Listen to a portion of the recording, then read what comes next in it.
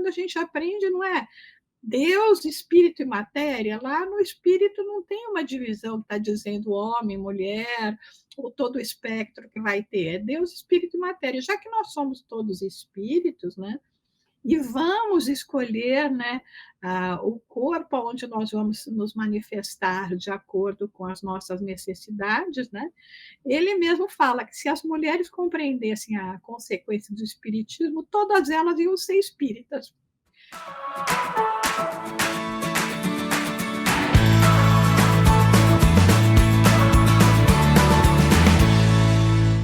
Olá, sejam bem-vindos à Casa de Dona Maria, o videocast da FEB TV que trata sobre temas do cotidiano espírita sob a perspectiva feminina. E hoje a nossa conversa vai ser sobre a mulher no movimento espírita.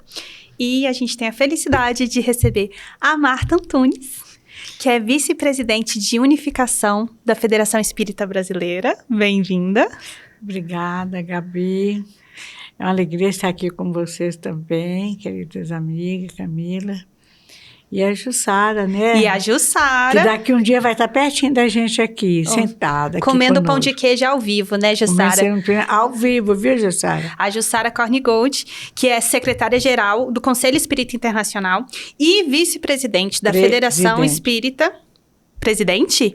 Gente, eu te coloquei seu cargo errado. Desculpa, Jussara. Presidente da Federação Espírita dos Estados Unidos. Muito bem-vinda também, Jussara. Obrigada por ter esse tempinho para conversar com a gente.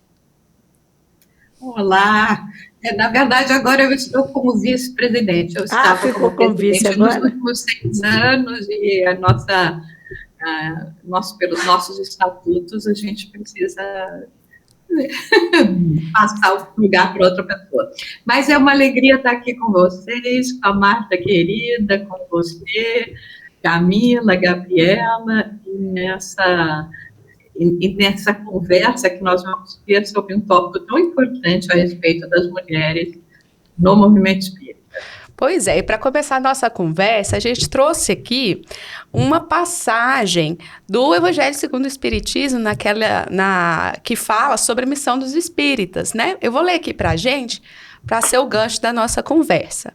Ó verdadeiros adeptos do Espiritismo, sois os escolhidos de Deus, ide e pregai a palavra divina. É chegada a hora em que deveis sacrificar a sua propagação, os vossos hábitos, os vossos trabalhos, as vossas ocupações fúteis. Ide e pregai. Então, com base nisso, né, que nos traz aqui à tona essa missão dos espíritas, agora cada vez mais, né, na fase que nós encontramos de transição planetária, isso se torna cada vez mais evidente, essa necessidade, né? Então, a gente abre esse nosso encontro perguntando, assim, para vocês sobre essa missão, Marta. O que você acha? Em que medida o movimento espírita está atrelado a essa missão do espírita? Bom, essa mensagem do Erasto, né, é uma mensagem muito boa, como todas as mensagens deles. Erasto foi um grande colaborador já no Evangelho. Ele é um dos 70 da Galileia, segundo Humberto de Campos. Ele é um dos 70 auxiliares, foi muito amigo, próximo a Jesus e muito amigo de Paulo de Tarso, muito amigo mesmo. Ele era um homem, naquela época, muito preparado, como se fosse um administrador, mas voltado também para a parte jurídica. Então, Erasto era uma pessoa, naquela época, a época do Cristo, já era um espírito que detinha um conhecimento fora do comum e, além de tudo, em moralidade. Então, quando ele fala com muita segurança, sobretudo as mensagens também que ele tem no livro dos médiuns, são mensagens assim, muito conhecidas. É melhor rejeitar 10 verdades que aceitar uma só mentira, é uma delas. Mas esse trabalho de unificação é muito importante, de união, de unificação, é muito importante. Erasto fala nessa mensagem, mais embaixo, tem um momento que ele fala, o que que precisa? Nós perguntando, nós lendo a mensagem, pergunta, o que que precisa para fazer, afinal de contas, a sonificação? Aí ele fala, decisão e coragem. Olha. Está logo abaixo da mensagem, embaixo. Ele fala, decisão e coragem. Quer dizer, o que falta para nós hoje em dia é nós sairmos do dia a dia, sairmos enfrentar as realidades da vida, os deveres que nós temos que enfrentar, mas decisão e coragem para divulgar como ele, e de pregar a palavra divina, que é o Espiritismo, que é o Consolador prometido por Jesus. Sim. Então, é decisão e coragem. O resto, fazendo bem, o resto vem. A gente estuda, a gente trabalha, a gente vai melhorando e vai. Mas é decisão e coragem, porque o arado está pronto, ele fala. O importante é começar, né, Marta? É começar, com decisão e coragem. E Jussara, conta pra gente, antes de você mudar para o exterior, você já era envolvida aqui com o movimento espírita? E quais são os desafios que você enxerga hoje no movimento espírita aí nos Estados Unidos? Olha, eu já era envolvida desde a infância, né? E muito assídua e participante já no movimento espírita, né? Eu saí do Brasil fazem 30 anos, e assim que eu nós tivemos a notícia, meu marido e eu, de que nós íamos primeiro para a Inglaterra, depois aqui viemos para os Estados Unidos, eu já logo fui atrás de um contato espírita, porque isso não era época nem de e-mail, nem de internet, muito menos de Google, né? Não tinha. Como você ia procurar um centro espírita sem o Google? Tinha que procurar...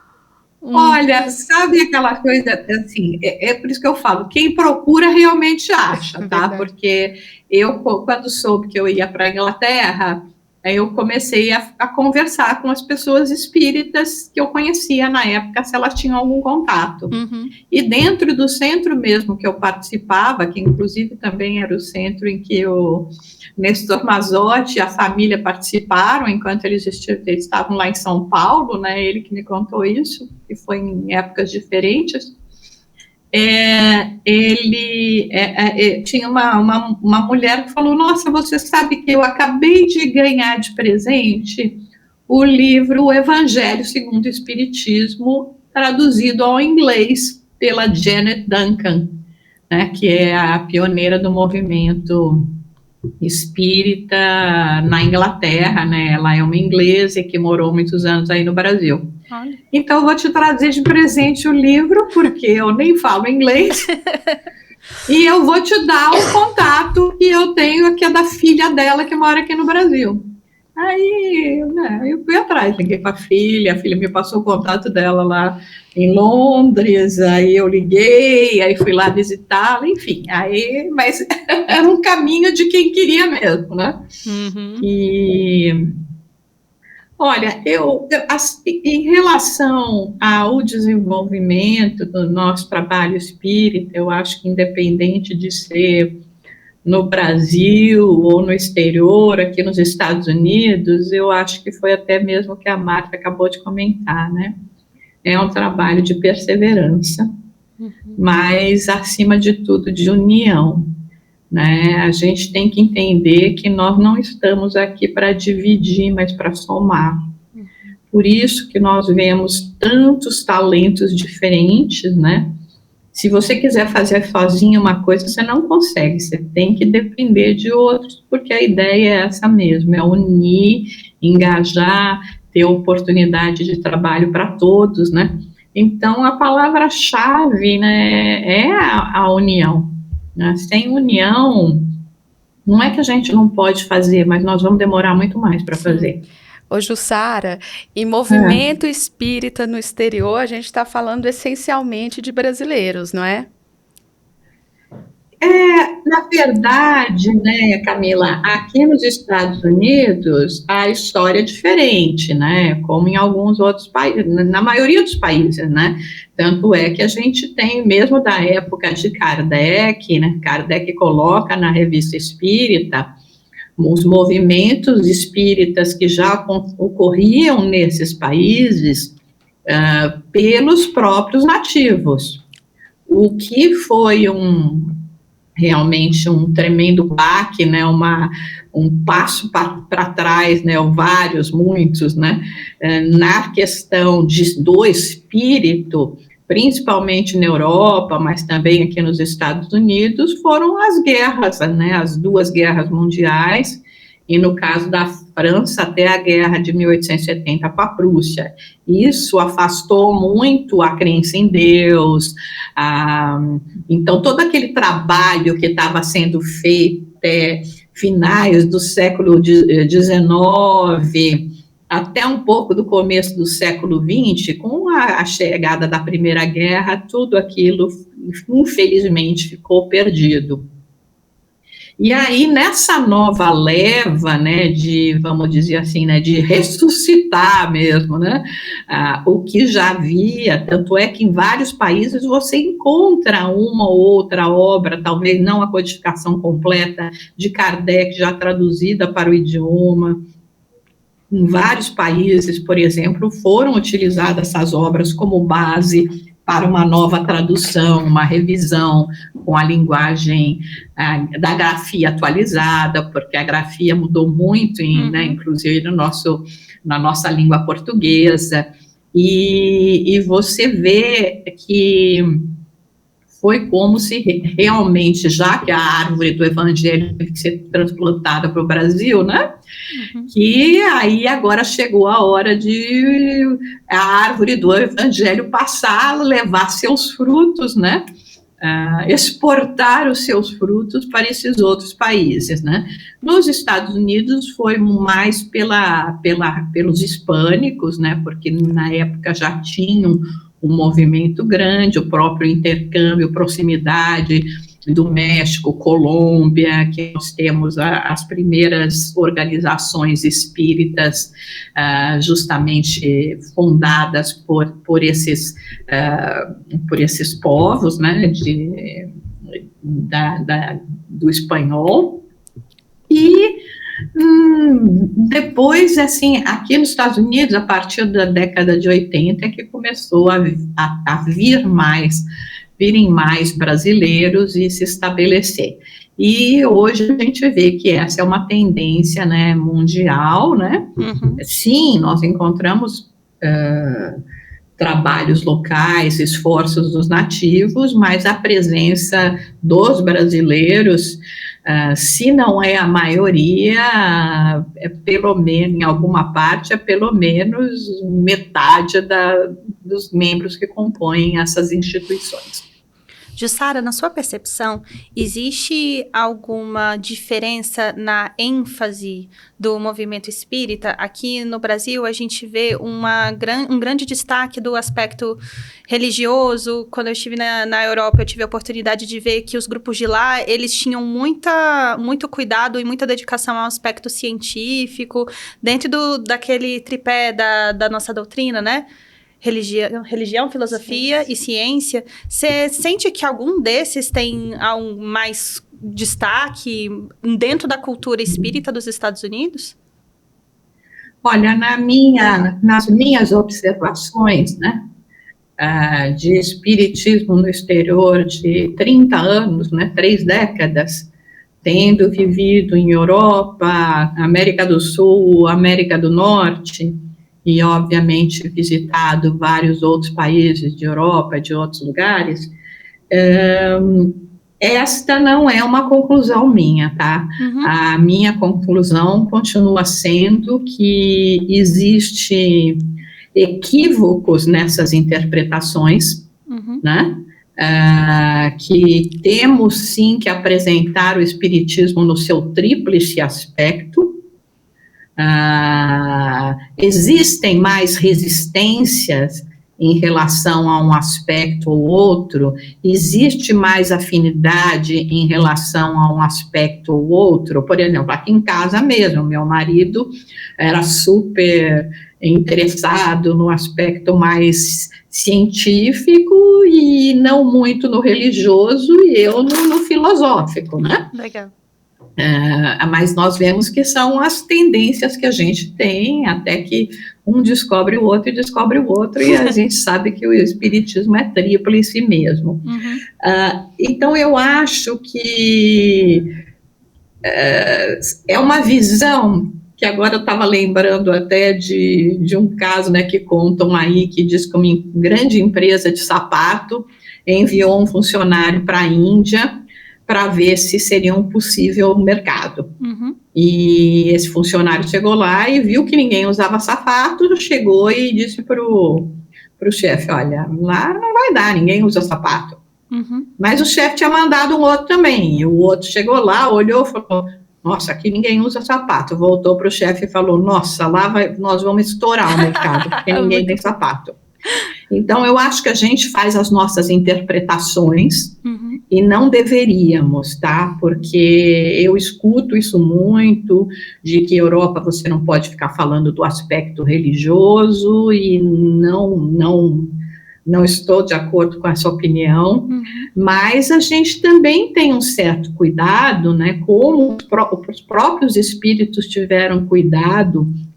E nós vemos isso na Revista Espírita, quando fala sobre o movimento espiritualista, espírita aqui nos Estados Unidos, aonde Kardec pergunta de por que eles não falaram sobre a reencarnação aqui nos Estados Unidos.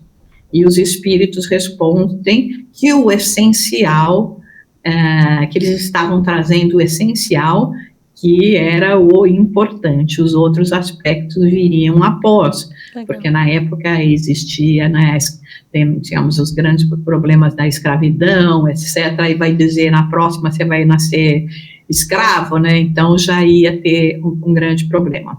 Mas aqui nos Estados Unidos, o que a gente vê, né, mesmo quando a gente apresenta a doutrina espírita, não como religião, mas, né, como disse, no seu tríplice aspectos, né, a maioria das pessoas estão satisfeitas com as suas religiões, mas eles ainda não compreendem esses aspectos que são os aspectos ético-morais que a gente vê no aspecto religioso, né, apresentado pelo Espiritismo, e aí engrandece, alarga ainda mais os conceitos que eles mesmos têm, e a própria filosofia. Em termos de ciência mesmo, ainda existe muito questionamento, né, porque a ciência nos Estados Unidos, mas também um pouco mais a nível mundial, ela tem que ser muito documentada. Então, se ela não tiver ela bem documentada, não vai ser exatamente considerado como ciência, né? Então, eu acho que eu tenho que dividir, eu acho que nós temos que apresentar nossa integridade e não sermos nós a fazermos o julgamento, né? Do que serve e que não serve. Eu estava lembrando de uma conversa que o espírito Humberto de Campos narra no livro Luz Acima, entre Filipe, o apóstolo, e Jesus, aonde chega uma hora que Filipe, tendo a plena convicção de que Jesus era um mensageiro divino e a sua mensagem era o ponto importante, tudo, né? Mas ele falava, eu que vivo com Jesus o tempo todo, não consigo, né, ainda praticar, tenho tantas quedas naquilo que o mestre está me ensinando, imagina a pessoa comum. Então ele chega para Jesus para dar uma grande ideia para Jesus. Eu estou contando com as minhas palavras, tá, gente? Assim, não colorida mais. Ele chega para Jesus com uma grande ideia, uma grande proposta, e fala para Jesus estava pensando, claro, né, não tem dúvida, mas eu acho que você devia dosar um pouco mais, sabe? os ensinamentos, aí as suas falas, porque o povo não consegue alcançar. Depois, mais tarde, vão vir outros seguidores, aí eles vão poder, né, dar continuidade no seu trabalho, mas agora é melhor assim, sabe? Era melhor ser menos, sabe? Eu fico imaginando, né, que bonitinho, né? E Jesus dá toda uma resposta lá, né? Fala.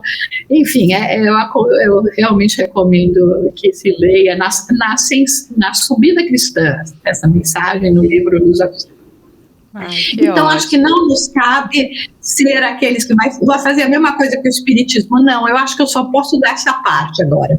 Se ele foi entregue para a gente dessa forma, né?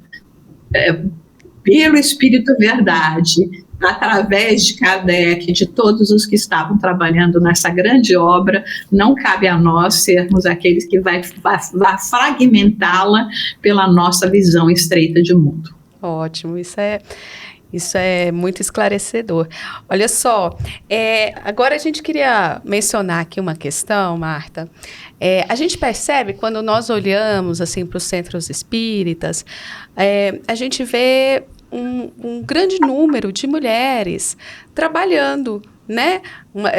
Seja ali no acolhimento, no passe, na educação ali, seja no DIGE, né, no EJE, um engajamento em massa das mulheres trabalhadoras anônimas ali no funcionamento das casas espíritas. No entanto, quando a gente vai olhar para o movimento espírita, nem sempre a gente vê uma grande representação assim das mulheres, né? A gente olha aí congressos locais, congressos de grande amplitude, né? E temos palestrantes mulheres, né?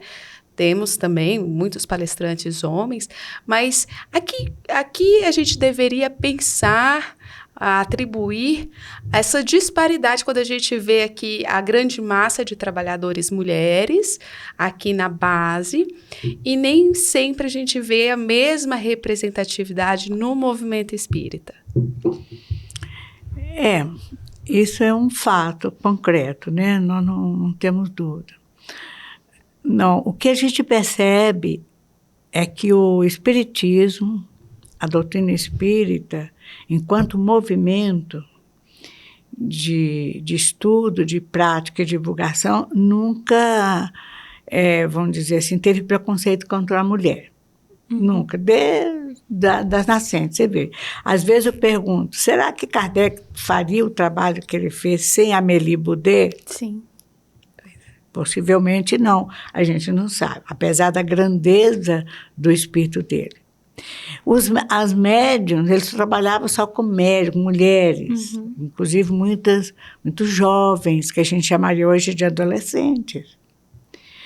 Então, nunca houve uma discriminação, que é uma herança que traz do Evangelho, que Jesus, pelo contrário, valorizou muito a mulher, a presença feminina, e a gente vê em alguns evangelistas, como Lucas, Lucas dá ênfase o tempo todo.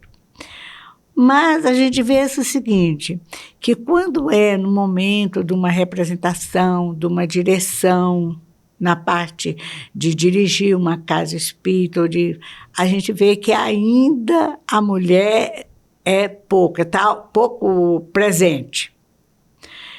Isso também é um aspecto cultural, não deixa de ser um aspecto cultural. Mas isso está mudando. Isso está mudando.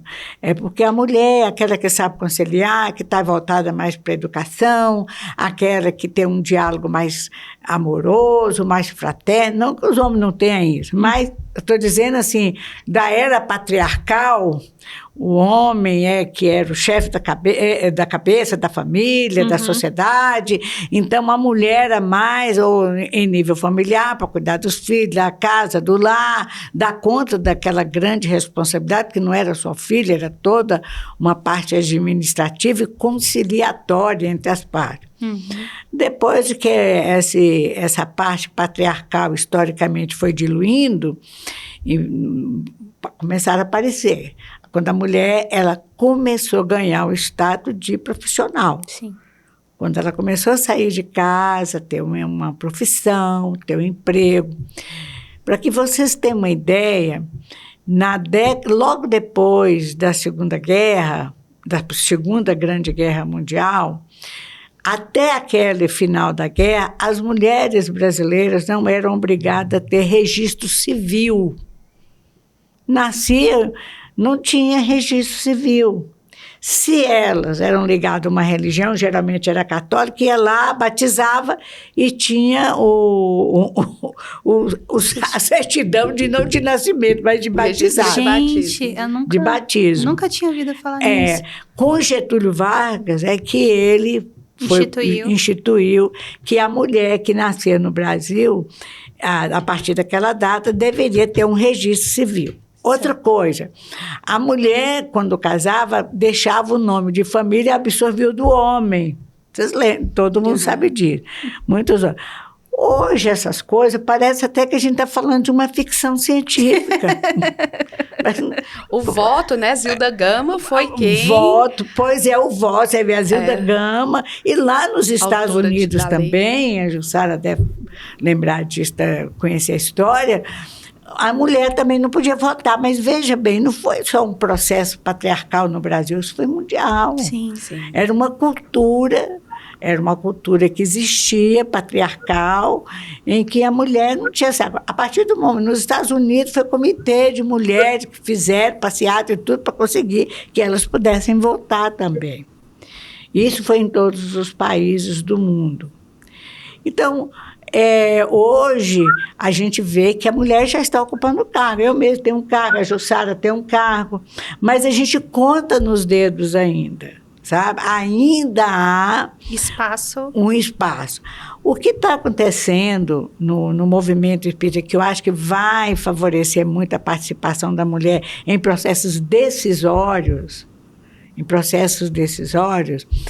é que é o perfil da administração, seja de uma casa espírita, de uma federativa, de uma regional espírita, que está mudando. Por exemplo, aqui na FEB, até o início desse milênio, 2001, 2002, por aí, era um sistema, vamos dizer assim, a administração da FEB era um sistema presidencialista. Quer dizer, podia ter mulher na diretoria, tudo isso, mas quem mandava mesmo era o presidente. O presidente falava, a água parou. A gente fala regime presidencialista. Os estatutos e todas as federativas eram assim, era o presidente.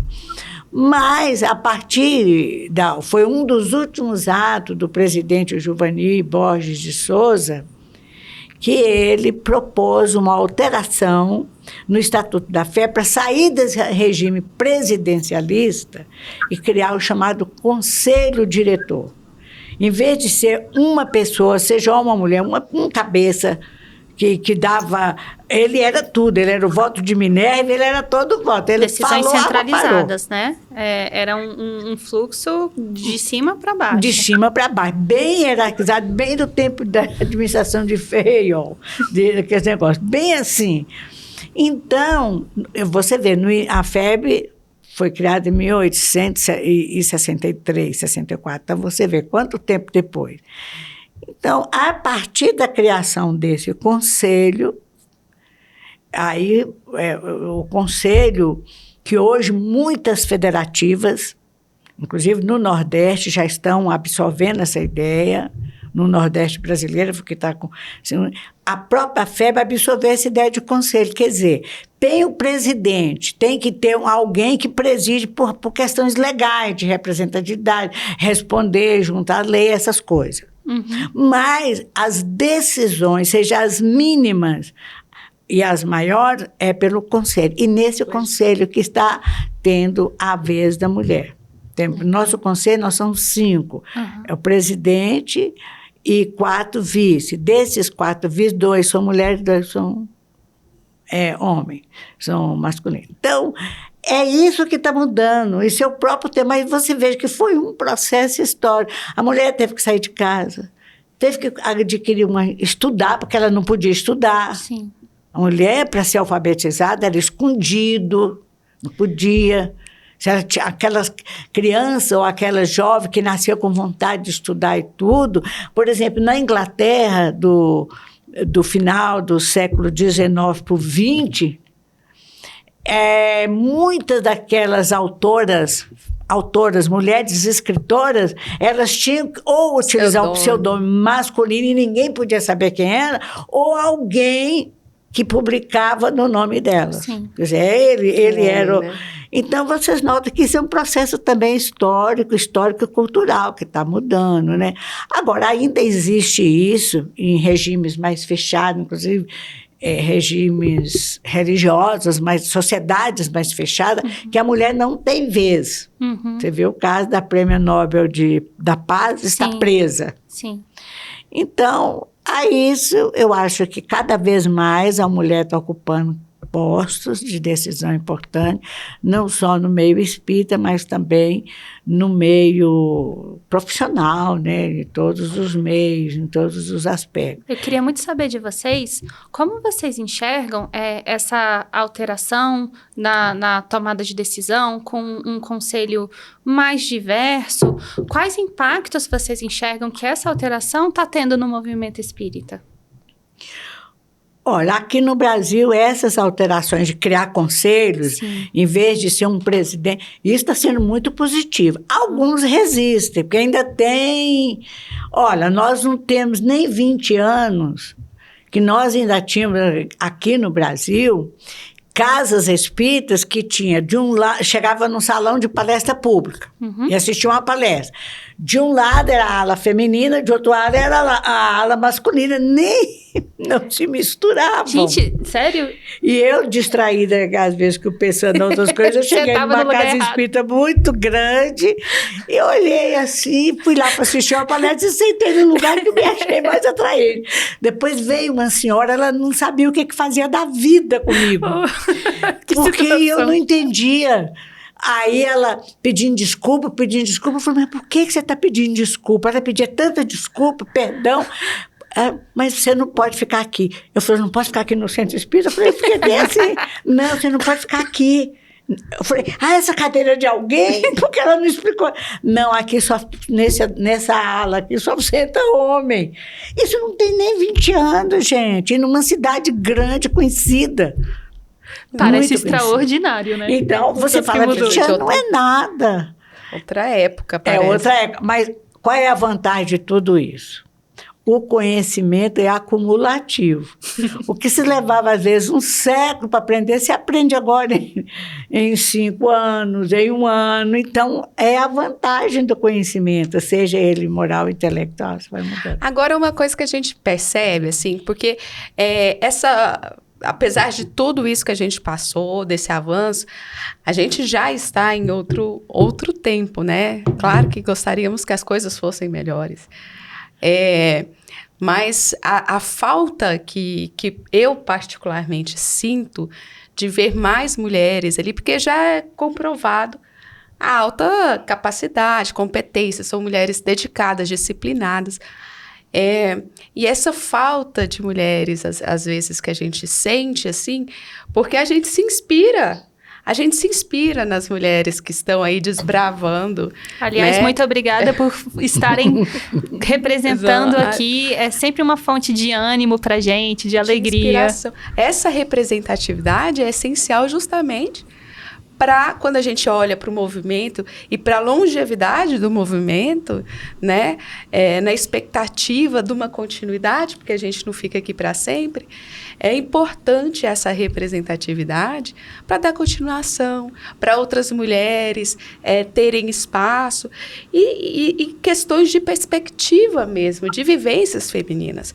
Por exemplo, eu vou me sentir muito mais tocada ao ouvir uma palestra de uma mulher, mãe, falando sobre maternidade, do que um grande palestrante espírita, que tem, e é importante o papel dele, porque tem muito mais capilaridade, porque é uma pessoa extremamente dedicada ao trabalho e tudo mais. Mas, às vezes, quando a gente fala da função do acolhimento, quando a gente fala da identificação, né, às vezes essa mulher vai se identificar mais com uma palestra de uma mãe contando a sua experiência sobre maternidade à luz da doutrina espírita. O que você acha sobre isso, Jussara? Nossa, esse assunto é um assunto que me encanta tanto, gente. E a Marta colocou muito bem, né? Nós temos que lembrar que, sem dúvida, havia uma época em que a mulher sendo do lar não era permitido. Como é que ela ia participar, viajar, largar a família toda para trás, largar o marido, os filhos, a casa, viajar sozinha para ir para outro estado para fazer palestra, quando, que nem a Marta falou, até para sentar no palco, ela sentar lá na audiência, ela tinha um lugar específico, né? Então, é um contexto, mas, gente, isso a gente já devia estar muito mais avançado, né? E existe ainda, eu acho, infelizmente, uma certa... Não sei se a discriminação seria a palavra correta, mas como você falou, né? A falta de mulher. Não tem falta de mulher, não, né? Há um pouco tempo atrás, eu até assim rabisquei uma lista que está longe de ser completa, porque eu teve um evento aí no Brasil, que eu nem lembro, foi esse ano, um dos congressos que teve aí no Brasil, não tinha uma mulher. Aí me deu vontade de escrever para eles e falar, mas escuta, dessa lista aqui que eu fiz em 5 minutos, pensando nas primeiras que vieram e que são excelentes, que é uma lista de 30, não tinha nenhuma que vocês podiam ter convidado, né? Então, eu fiz essa listinha, assim. Então, o que falta é abrir espaço. O que falta é falar, gente, nós estamos vivendo numa outra época, né? Fiquei muito feliz, nesse começo de ano eu participei de um congresso espírita lá em Portugal, a maioria eram mulheres. Agora nós fizemos o simpósio espírita, que nós temos o nosso congresso espírita aqui dos Estados Unidos, só da língua inglesa, a maioria eram mulheres, inclusive entre os adolescentes, né, fazendo e aí, de novo, né, não é uma questão de querer ser feminista, nem nada disso, nós estamos falando aqui de talentos, de abrirem espaços, e eu acho que é necessário que não só os homens, mas especialmente as mulheres, que elas fiquem atentas para isso. E coisas que eu percebo, às vezes, quando convidam a mulher, colocam nas salas secundárias, colocam naquela primeira palestra das 7 horas da manhã, logo depois do almoço, nos horários menos nobres.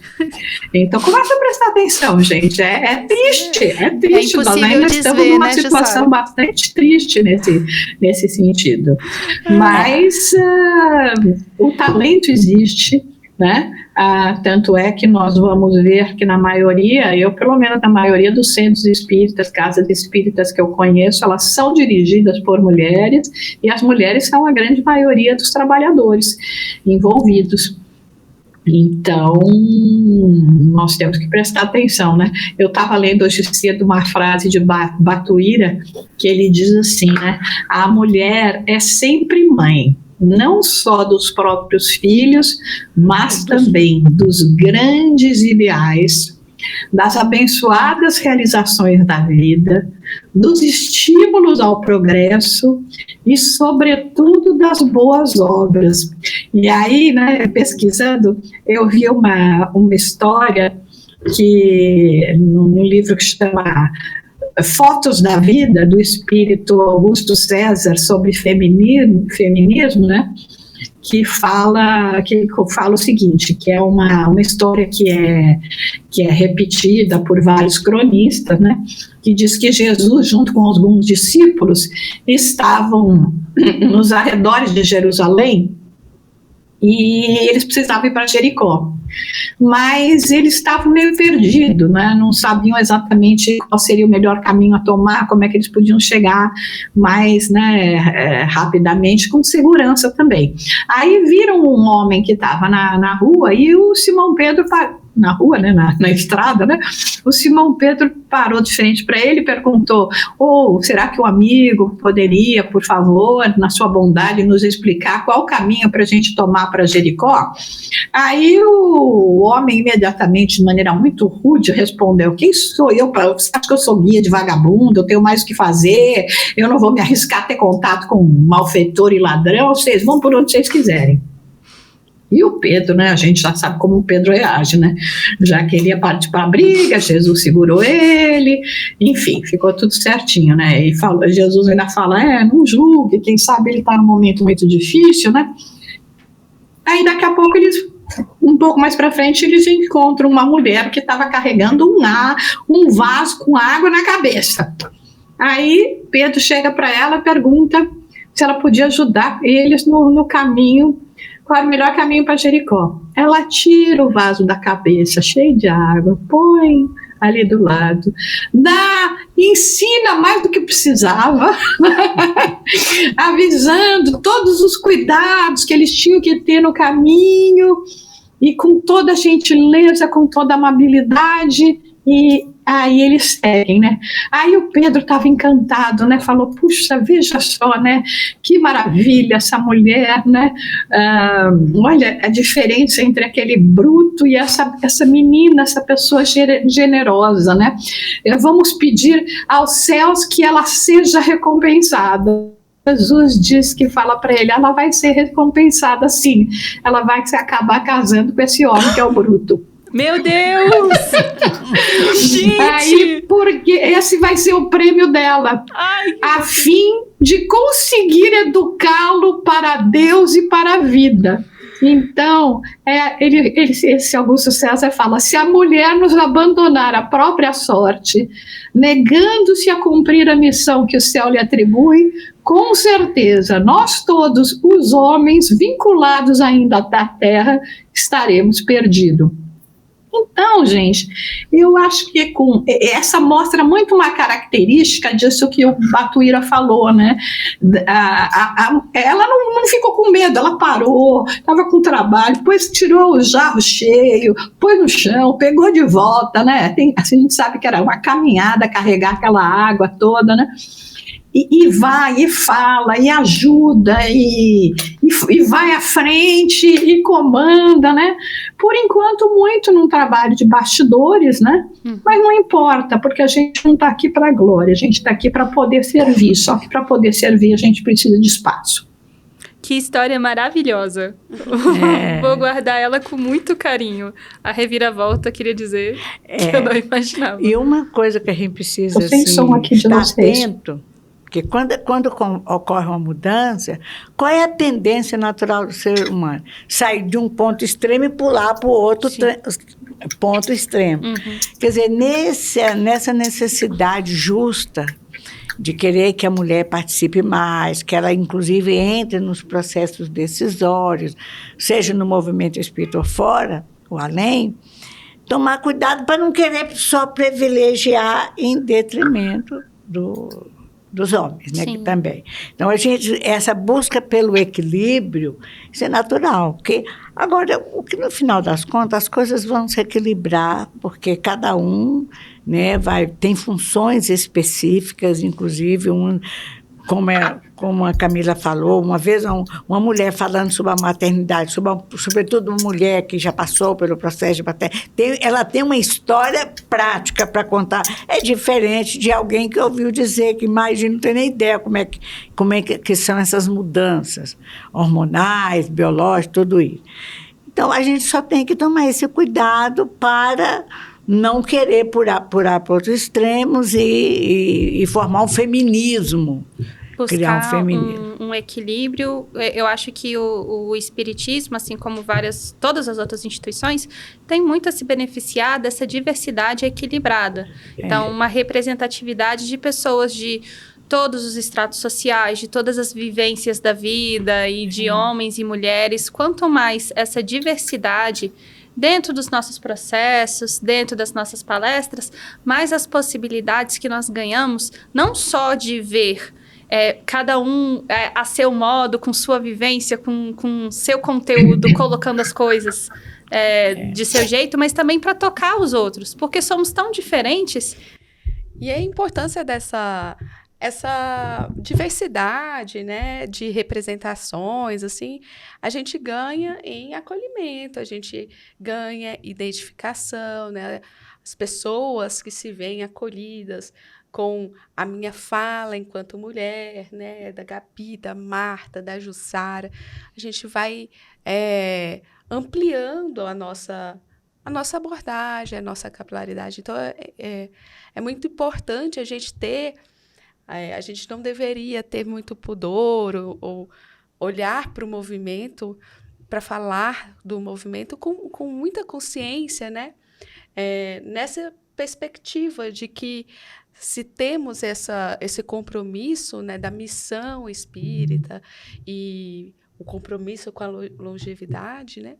O que a gente pode contribuir colaborando cada um com as suas vivências, né? Claro que, antes de tudo, vai depender daquilo que a Martinha comentou no começo, né?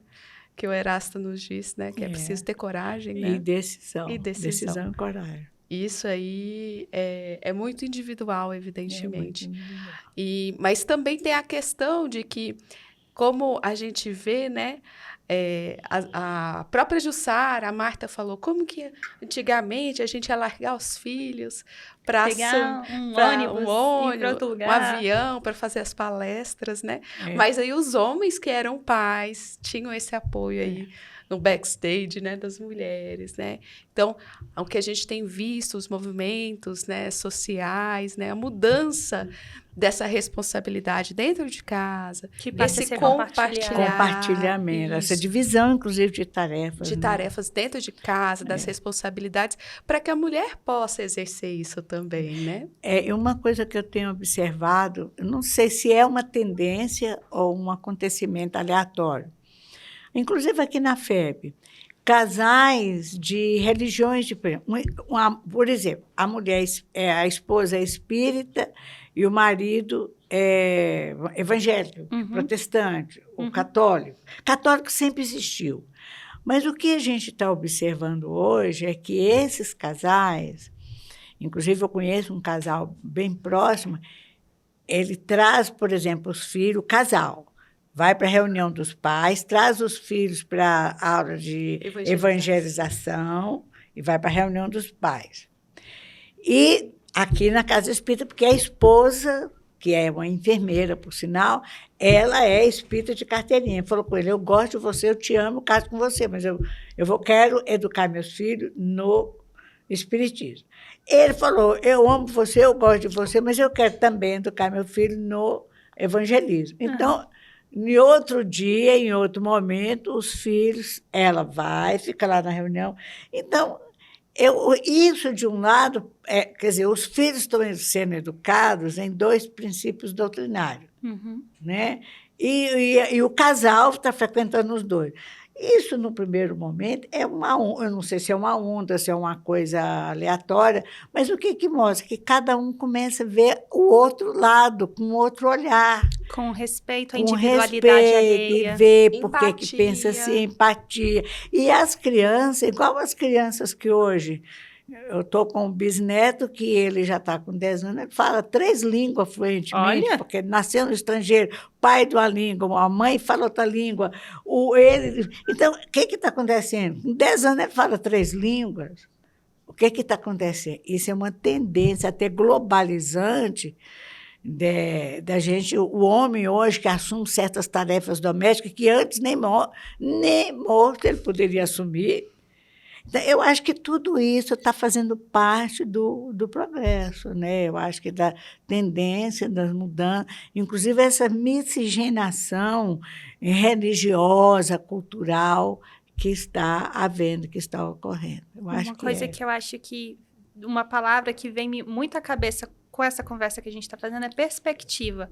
O quanto que a gente ganha, seja na esfera familiar, seja na esfera social, seja dentro do movimento espírita, quando a gente tem acesso a perspectivas diferentes, né? E eu queria... É a história do elefante na sala escura. Que história é essa? Não conheço essa história. Tem o elefante na sala escura e tem uma pessoa em cada canto. Aí, e cada um tá com uma velhinha. Uma velhinha. E aí fala, não, mas o elefante, ele é comprido, porque aquele ali tá na frente, ali na tromba. Tá vendo a tromba. O outro, não, ele é fininho, porque tá vendo o rabinho. O outro, não, ele é comprido, gordo. Então, eles estão errados? Não estão. Tá todo mundo vendo o elefante de um ponto de vista, né? Então, é por isso que a gente fala muito da importância dessa diversidade de representações. Porque cada um vai ter oportunidade de falar sobre o elefante, de né? contribuir. Da doutrina espírita, a partir do seu ponto de vista, das suas vivências, não é, Jussara? Sem dúvida. Enquanto vocês estavam falando, né, eu estava pensando também a respeito de uma temática que é tão em voga, né, que já era tempo, que é a questão de inclusão, né? E quando nós falamos de inclusão, tem que incluir a mulher. Também. Né? Então, às vezes nós vamos sempre pelos caminhos mais óbvios, né?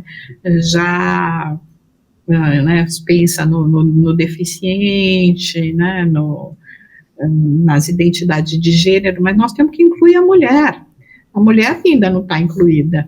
E quando nós estávamos falando que hoje, talvez se nós formos ver, na maioria, né, a Marta também conhece bem mais essa situação aí no Brasil, na maioria dos movimentos das casas espíritas, mesmo de federativas, já tem uma presença grande de mulheres, né, na diretoria. E aí chega na hora que eles vão fazer um evento, por que essas mulheres não se manifestam? Porque elas são as primeiras a simplesmente identificarem o nome dos homens, né? E, assim, eu acho que também não é nenhuma questão, sabe, Camila, de limitar a assuntos que aparentemente sejam mais femininos, a mulher ou não, porque a gente tem visto almas tão sensíveis já no sexo do masculino, sim, né, e almas já tão mais fortes no feminino, e acho que até nessa situação de ver de uma outra perspectiva, de um outro ângulo, como você está vendo numa abordagem, né, para uma discussão pode ser muito interessante. Kardec, quando ele fala na Revista Espírita de junho de 1867, ele fala da emancipação das mulheres aqui nos Estados Unidos, né? E ele é lindíssimo essas colocações aqui de Kardec, mostrando realmente a igualdade, porque ele falou, já que a mulher não pertence a uma criação distinta, então quando a gente aprende, não é Deus, espírito e matéria, lá no espírito não tem uma divisão que está dizendo homem, mulher, ou todo o espectro que vai ter, é Deus, espírito e matéria, já que nós somos todos espíritos, né, e vamos escolher, né, o corpo onde nós vamos nos manifestar de acordo com as nossas necessidades, né, ele mesmo fala que se as mulheres compreendessem a consequência do espiritismo, todas elas iam ser espíritas, e iam realmente, né, achar nisto, né, nessas verdades do espiritismo, o argumento mais poderoso para justamente poder se colocar em igualdade, porque aqui a ideia não é nenhum sobrepassar o outro, né? Sim. A única forma de nós sobrepassarmos, né, vamos dizer assim, é através da nossa ascendência moral, né? Essa é a única que conta, né, que vai nos distinguir. É isso mesmo. Mas fora isso, né, então eu acho que essa questão dessa inclusão é muito, muito importante, né, e nós termos todos esses ângulos, né, todas essas temáticas analisadas por diversos ângulos, diversas linhas de experiência. Coisa boa, né, gente? Que conversa que rendeu, né, Gabi? A gente iria até mãe, viu, Sara? Ia longe, né, Martinha? Tá tão gostoso. A gente queria agradecer muito a presença de vocês. A gente aprendeu muito nesse encontro, né? A gente é muito grata por vocês estarem aqui compartilhando a vivência de vocês. As portas estão sempre abertas. Por favor, voltem. Jussara, quando vier ao Brasil, por favor, venha nos visitar. A casa é nossa. Daqui uns dias. Vamos tomar um chazinho aqui juntas. Muito obrigada. E a gente também agradece a você que ficou com a gente durante a nossa conversa. E te convida também a ouvir os outros episódios. As conversas são sempre muito interessantes, viu? Até mais. Até mais.